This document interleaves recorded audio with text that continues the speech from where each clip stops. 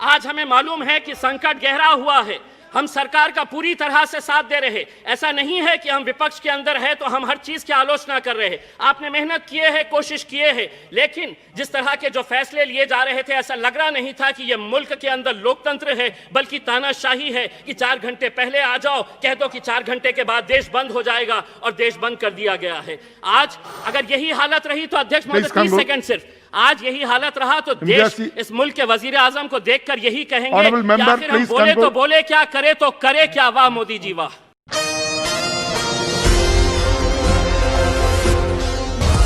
अस्सलाम वालेकुम नाजरीन, मैं Sheikh Anwar, Asian TV news में आप सबका इस्तकबाल है। आइए देखते हैं आज की अहम खबर।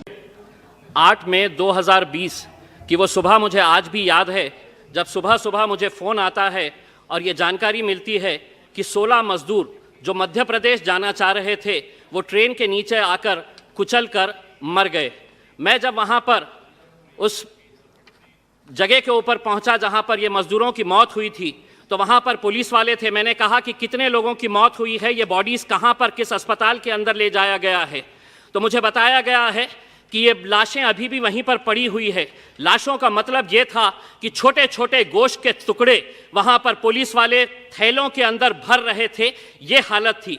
उस दिन टेलीविज़न के ऊपर ये खबर चलाई गई कि एक्सीडेंट के अंदर 16 मजदूरों की मौत हो गई, लेकिन मैं उस दिन भी कहा था, एक बार फिर से आज यहाँ पर दोहराता हूँ कि वो एक्सीडेंट नहीं था बल्कि हत्या थी, और वो हत्या के जिम्मेदार हम सब लोग हैं जिन्होंने इन मजदूरों को सड़कों के ऊपर छोड़ दिया था। ये महज एक इत्तेफाक हो सकता है कि उसी दिन अखबार के अंदर ये खबर आई थी कि विदेशों में रहने वाले जो भारतीय हैं उनके लिए विशेष प्लेन चलाए जाएंगे।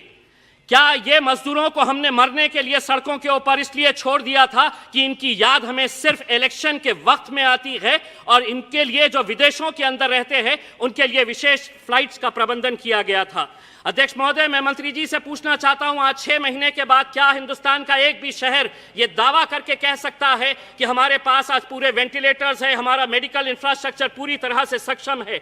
आज भी मंत्री जी, जिस शहर के अंदर वेंटिलेटर्स है, जिस हॉस्पिटल के अंदर वेंटिलेटर्स है, वहां पर डॉक्टर्स नहीं। जहां डॉक्टर्स है तो वहां ऑक्सीजन नहीं, और जहां पर वेंटिलेटर्स भी है, ऑक्सीजन भी है, डॉक्टर्स भी है, तो वहां पर बेड्स अवेलेबल नहीं है। जब हमने आपसे वेंटिलेटर्स के बारे में पूछा तो आपने कहा कि नहीं, थाली बजा लो। जब हमने आपसे पूछा कि डॉक्टर्स नहीं है, ऑक्सीजन नहीं है, तो आपने कहा कि दिया जला लो, अंधेरा कर लो।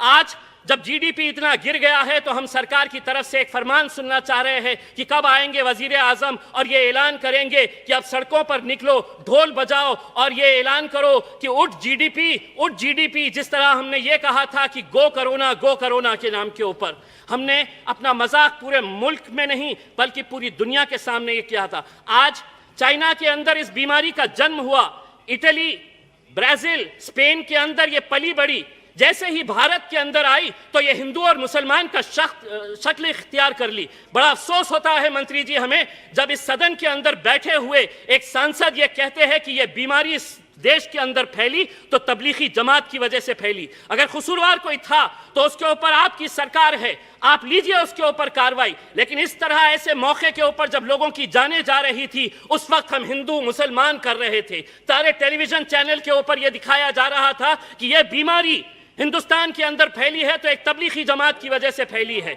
अगर किसी की तरफ से कोई गलती थी तो आप बोलिए, आपकी सरकार है। लेकिन हम आपको ये कहना चाहते हैं मंत्री जी, प्लीज कंक्लूड। एक 2 मिनट। अध्यक्ष महोदय, आज हमें मालूम है कि संकट गहरा हुआ है।